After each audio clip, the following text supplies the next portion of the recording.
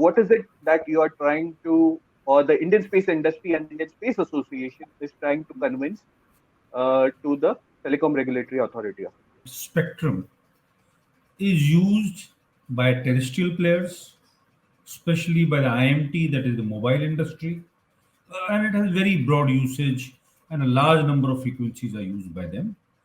Since 5G has come into being, more frequencies have been identified internationally, which are required to be used by 5G. But in this overall story, there are certain bands of spectrum which are utilized by space. Now in India, what has happened is space players have come very recently. Of course, not that satellites were not being used, they were being used. They were being used for VSAT, they were being used by ISRO, and whatever frequency allocation took place presently was by administrative method. It was not being done by auction.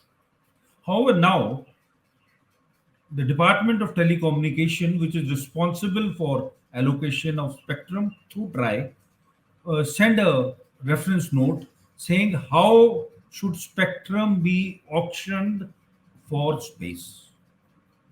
Our issue is the question itself presupposes that the only method to do it is by auction, which we feel is wrong. Why? Because globally it is not being done.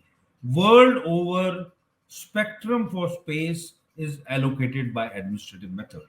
Auction is done for any resource which is unique, which is discrete.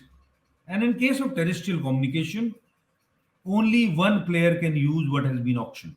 It cannot be used by multiple players. But in space, the same spectrum band, the same frequencies can be used by multiple users. And therefore, if in case space is divided, that rare resource, that limited resource, you are fragmenting it, which is not the most efficient way of use of spectrum.